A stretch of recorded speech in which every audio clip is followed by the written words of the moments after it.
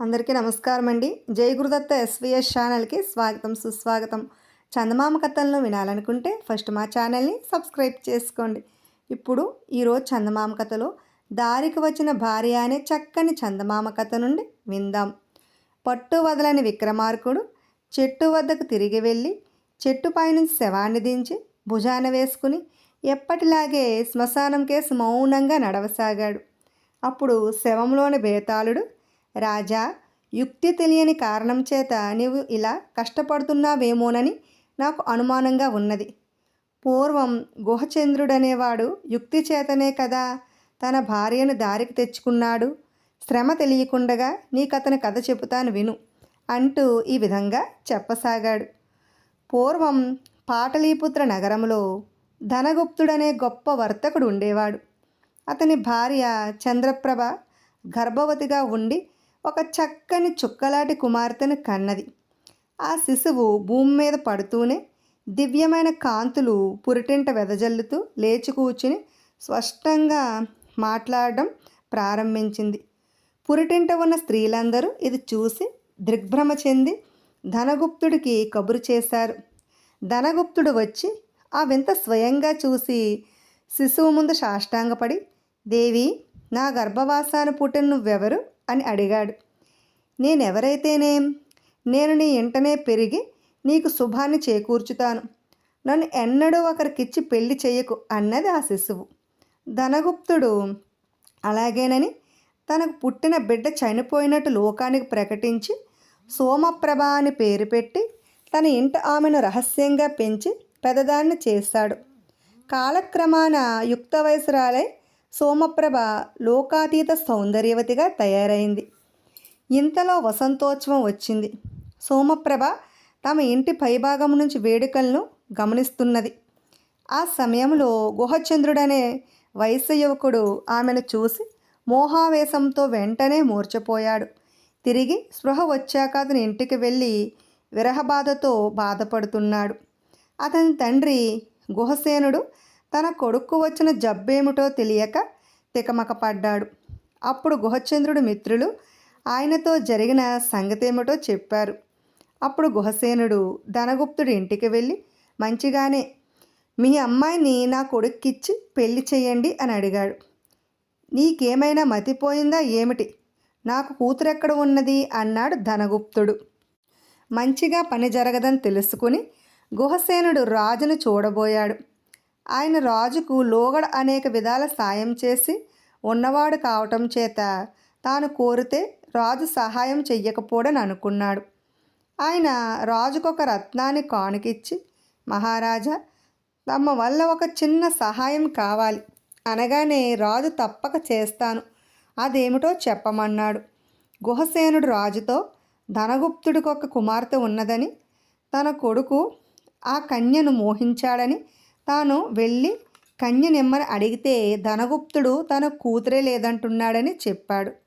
రాజు గుహసేనుడి వెంట కొంత సేననిచ్చి ధనగుప్తుడు కుమార్తెను బలాత్కారంగా తెచ్చి నీ కొడుక్కు చేసుకో అన్నాడు.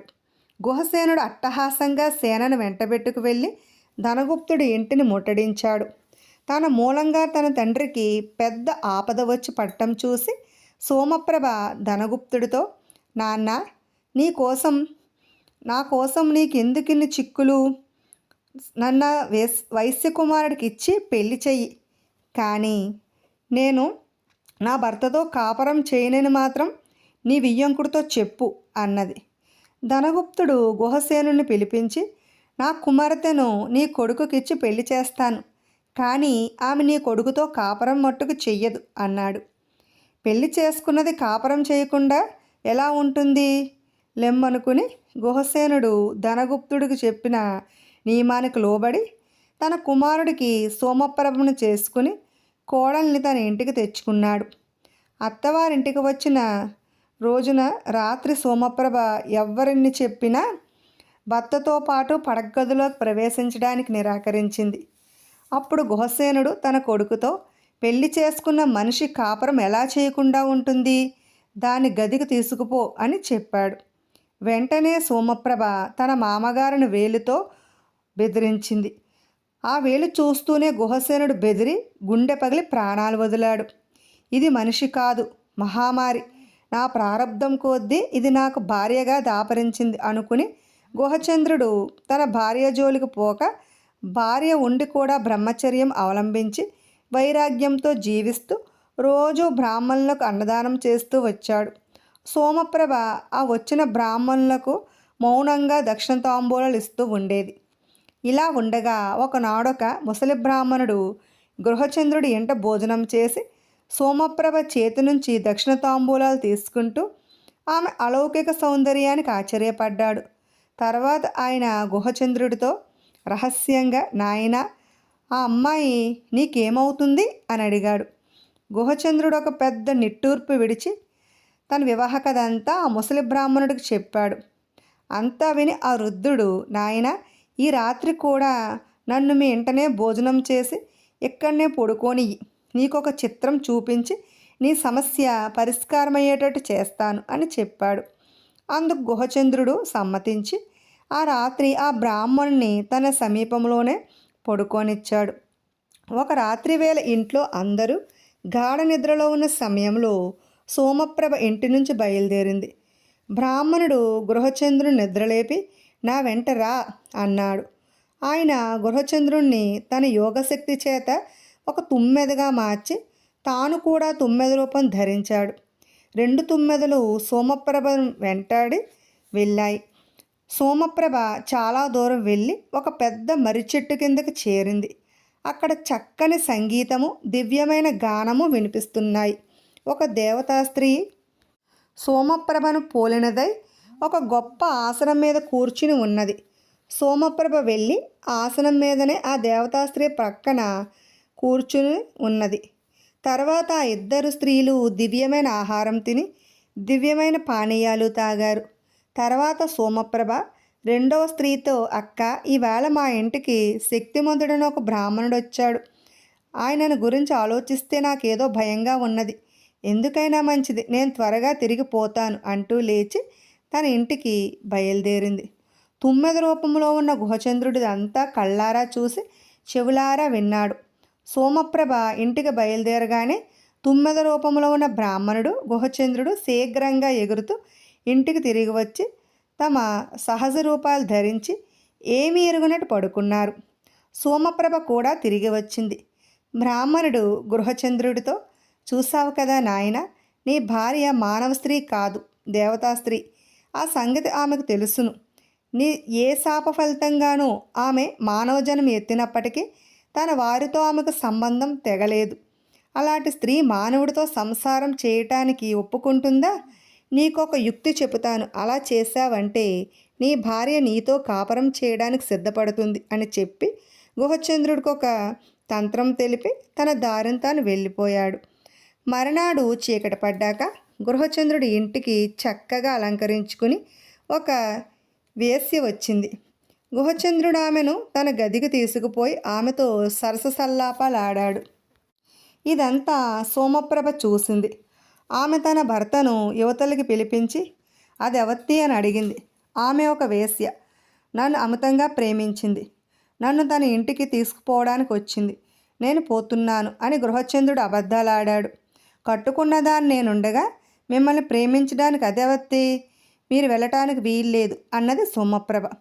అది మొదలు ఆమె తన భర్తతో సక్రమంగా కాపురం చేస్తూ గృహచంద్రుడికి అంతులేని ఆనందం కలిగించింది. బేతాళుడి కథ చెప్పి, రాజా, దేవతాస్త్రీ అయి ఉండి కూడా సోమప్రభ సాధారణ స్త్రీలాగా అసూయ చెందడానికి కారణమేమిటి? ఆమె సాధారణ మానవ స్త్రీ కాదని నిరూపించిన వృద్ధ బ్రాహ్మణుడే ఆమెకు ఈర్ష్య కలిగించే తంత్రం ఎందుకు చెప్పాడు? అది ఆమె పైన ఎలా పారింది? ఈ సందేహానికి సమాధానం తెలిసి కూడా చెప్పకపోయావో నీ తల పగిలిపోతుంది అన్నాడు. దానికి విక్రమార్కుడు, దేవతా స్త్రీలు మానవులను ప్రేమించడం అసంభవం కాదు. అలా జరిగిన సందర్భాలు ఎన్నైనా ఉన్నాయి. సోమప్రభ గృహచంద్రుని ప్రేమించని కారణం చేతనే అతనితో కాపురం చెయ్యలేదు. అంతేకాని తాను దేవతాస్త్రీ ఉన్నందువల్ల మాత్రం కాదు. ఇక ఈర్ష్య మాట, ప్రేమ సాధ్యమైన చోట ఈర్ష్య కూడా సాధ్యమే. సోమప్రభలో ప్రేమ లోపించడం చేత కనీసం ఈర్ష్య అయినా కలగడానికి బ్రాహ్మణుడు యుక్తి పన్నాడు. ఆ యుక్తి పారింది అన్నాడు. రాజుకి ఈ విధముగా మౌనభంగం కలగగానే బేతాళుడి శవంతో సహా మాయమై మళ్ళీ చెట్టెక్కేశాడు. ఇప్పుడు విడాకులు అనే మరో చక్కని చందమామ కథను విందాం. సృష్టి ఆదిలో అరణి అనే ఒక ఋషి ఉండేవాడు. ఆయనకు ఒక వింత ఆలోచన కలిగింది. సృష్టిలో ఇన్ని రకాల జీవరాశులెందుకు? మానవులుంటే చాలదా? అరణి బ్రహ్మను గూర్చి తపస్సు చేసి ఇతర ప్రాణులను మనుషులుగా మార్చే వరం పొందాడు. ఆయన తపస్సు నుంచి తిరిగి వస్తూ ఒక లేడీ భయపడి పరిగెత్తిపోతూ ఉండటము, ఒక పులి గాండ్రిస్తూ దాన్ని తరుముతూ ఉండటము చూశాడు. ఆయన వెంటనే తన వరప్రభావం చేత ఆ లేడీని ఒక ఆడమనిషిగాను, పులిని ఒక మగ మనిషిగాను మార్చేశాడు. మగవాడికి ఆడదాన్ని చూడగానే మోహం పుట్టుకొచ్చింది. దాన్నే ఆ మగాడు ప్రేమ అనుకుని ఆ స్త్రీకి తన ప్రేమను గురించి వర్ణించి చెప్పాడు. అతని ప్రేమాలాపాలు విని ఆ స్త్రీ కూడా ఎంతో ఆనందం పొందింది.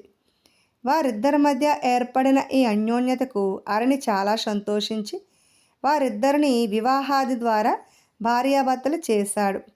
వారు ఒక ఇల్లు కట్టుకుని కాపురం మొదలెట్టారు.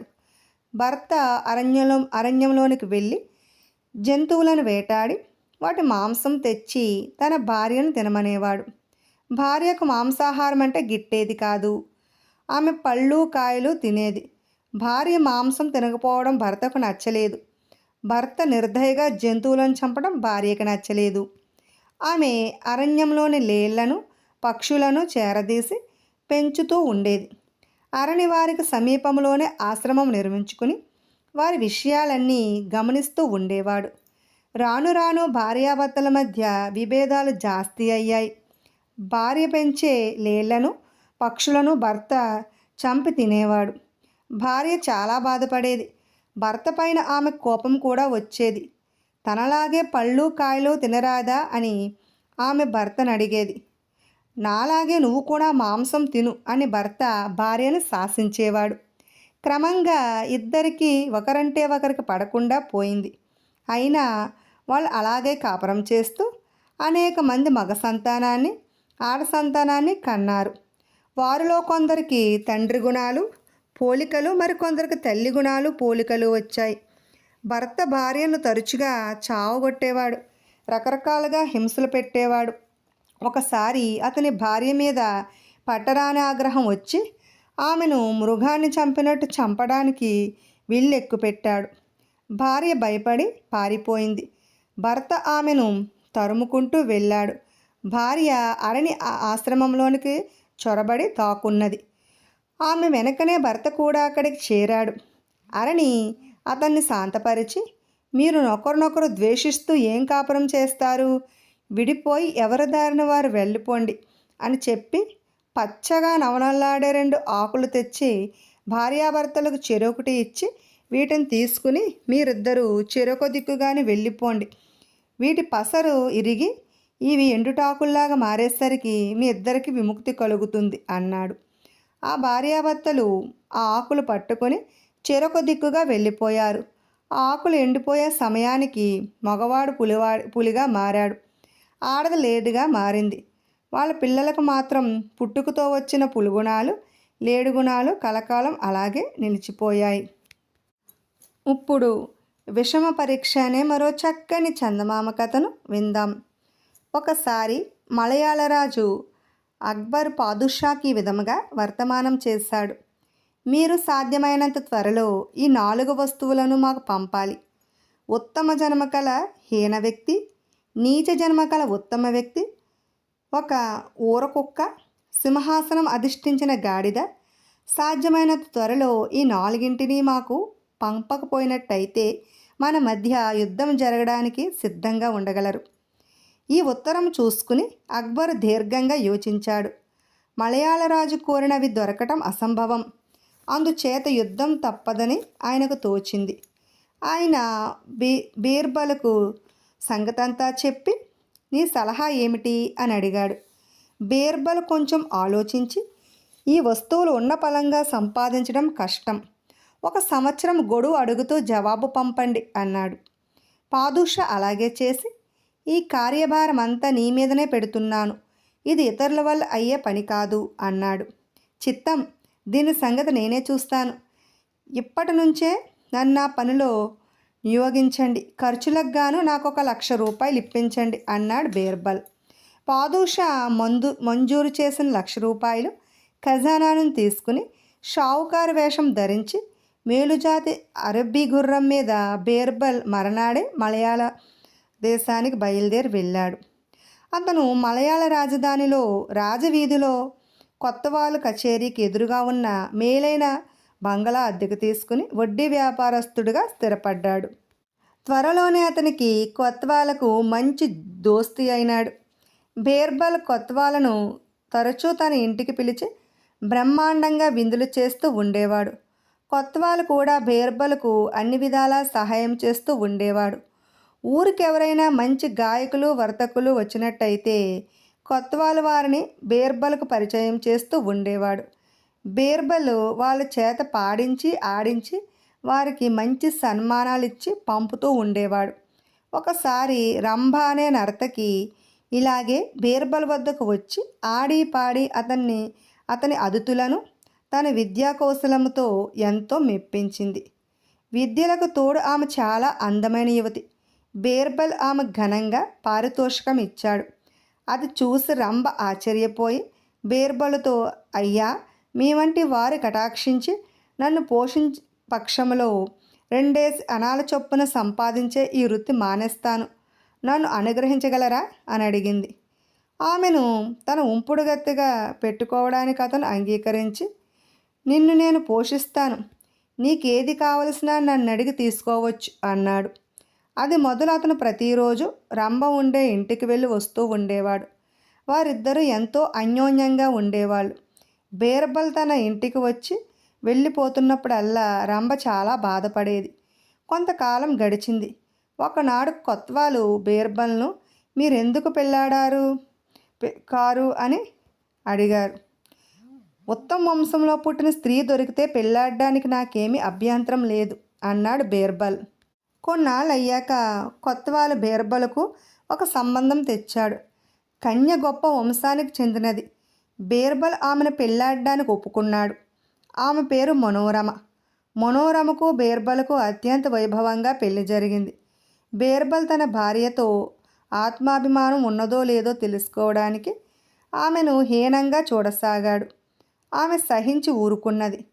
ఒకనాడు అతను అంగడిలో పుచ్చకాయ ఒకటి కొని దానికి ఘాటు పెట్టి ఒక మాసిన ఎర్రటి గుడ్డలో మూటగట్టి ఇంటికి తీసుకుపోయి మనోరమతో, చూడు, నేను రాజకుమారుడి తల నరికి తెచ్చాను. దీన్ని ఈ పెట్టెలో పెట్టి తాళం వేస్తున్నాను. ఈ రహస్యం బయట పెట్టావంటే నీ వీపు బద్దలవుతుంది అని చెప్పి బయటకు వెళ్ళిపోయాడు. తన భర్తను కొంత దూరం పోనిచ్చి మనోరమ ఇల్లిగిరి పోయేటట్టు కేకలు వేసేసింది. కొత్వాలు పరిగెత్తుకుంటూ వచ్చి, ఏమైంది అని ఆమెను అడిగాడు. ఇంకేం కావాలి? నువ్వే నాకు ఈ పెళ్లి చేసి నరకంలో తోసేస్తావు. నా మొగుడు వట్టి పశువు. నా బాధలు నీకేమర్థమవుతాయి? ఆ పశువు రాజకుమారుడి తల నరికి తెచ్చి ఈ పెట్టెలో భద్రంగా దాచాడు. ఈ సంగతి ఎవరితోనన్నా చెబితే నాకు కూడా ఇదే గతి పడుతుందంటున్నాడు అంటూ మనోరమ అంతా చెప్పేసింది. ఈ వార్త వింటూనే కొత్వాలు షావుకారును బంధించి తెమ్మని తన భటులను ఆజ్ఞాపించాడు. భటులు బీర్బల్ను వెతికి పట్టుకుని అతని చేతులకు బేడీలు వేసి కొత్వాల వద్దకు ఈడ్చుకొచ్చారు. ఇదంతా ఏమిటి? నేనేం నేరం చేశాను అని బీర్బల్ కొత్వాల్ను అడిగాడు. నోరు ముయ్యి, తుచ్చుడా, నువ్వు ఇలాంటి వాడివని నాకు తెలియలేదు.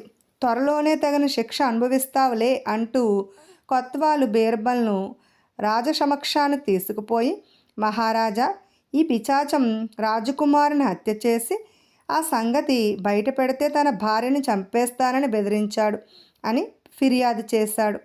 రాజు కోపోద్రేకంతో దుర్మార్గుణ్ణి ఉరితీయండి అన్నాడు. ఆయన విచారణ లాంటిదేమీ జరపలేదు. ఈ దుర్మార్గుణ్ణి వధ్యస్థానానికి తీసుకుపదండి అన్నాడు కొత్వాల్ తన భటులతో. బీర్బల్ దారిలో తన నౌకర్లను చూసి, ఒరే, మీరింటికి వెళ్ళి అమ్మగారితో నన్ను ఉరి తీయబోతున్నారని చెప్పండి. ఆమె ఏమనేది నాకు చెప్పండి అన్నాడు. నౌకర్లు మనోరమ దగ్గరికి వెళ్ళి తమ యజమానికి ఉరిశిక్ష పడిందని చెప్పారు. పడితే పడని, చేసిన దానికి అనుభవించక తప్పుతుందా ఏమిటి, నేనేం చేయగలను అన్నది మనోరమ. నౌకర్లు తిరిగి వచ్చి మనోరమ అన్న మాటలను చెప్పారు. బీర్బల్ వాళ్ళను రంభ ఇంటికి వెళ్ళి ఈ మాటే చెప్పమన్నాడు. వాళ్ళు వెళ్ళాక అతను కొత్వాలతో తనను రంభ ఇంటికి మీదుగా తీసుకుపోమ్మని కోరాడు. కొత్వాల్ సరేనన్నాడు.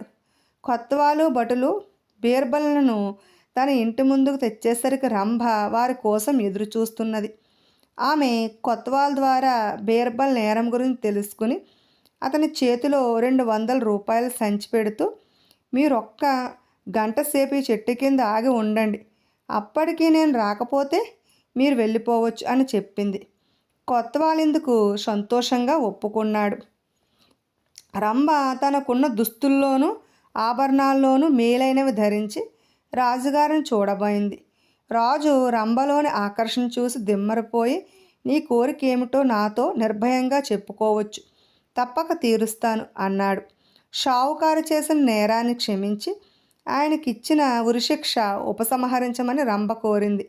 షావుకారు చేసిన నేరమేమిటో కూడా మరిచిపోయిన రాజు ఉరిశిక్షను రద్దు చేస్తూ పత్రం రాసి రంభ చేతికిచ్చాడు. దాన్ని చూడగానే కొత్వాల్ బీర్బల్ను విడిచిపెట్టాడు. రంభ బీర్బల్ను తన ఇంటికి తీసుకుపోయింది. అక్కడ అతను ఆమె కళ్ళ నుంచి ఏకదారిగా కారే ఆనందాశ్రువులను తుడుస్తూ, పిచ్చిదానా, ఎందుకు కంగారు పడ్డావు, ఇదంతా ఒక రాజకార్యం కోసం ఆడిన నాటకం. నేనిప్పుడు నా దేశానికి తిరిగి వెళ్ళాలి, మళ్ళీ త్వరలోనే ఇక్కడికి తిరిగి వచ్చి నిన్ను కూడా వెంటబెట్టుకుపోతాను అన్నాడు.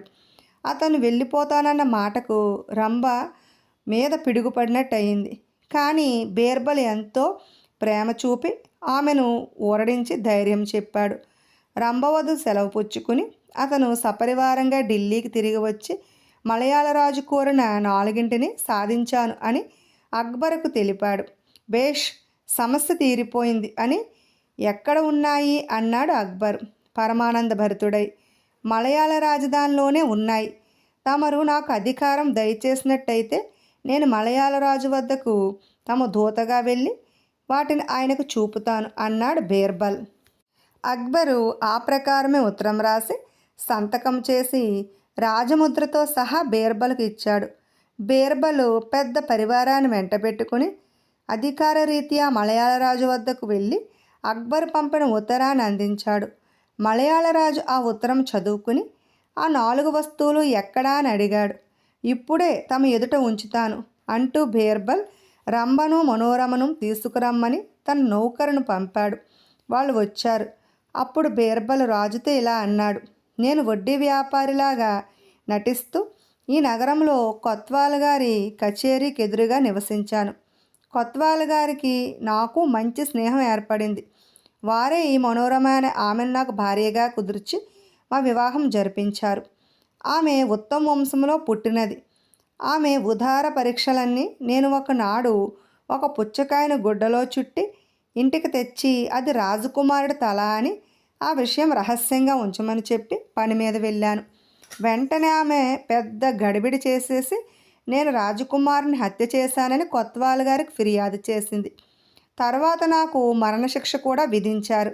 ఆ వార్త విని ఈ నా భార్య నన్ను కాపాడుకునే ప్రయత్నం ఏమీ చెయ్యకపోగా పీడ విరగడైందని సంతోషించింది.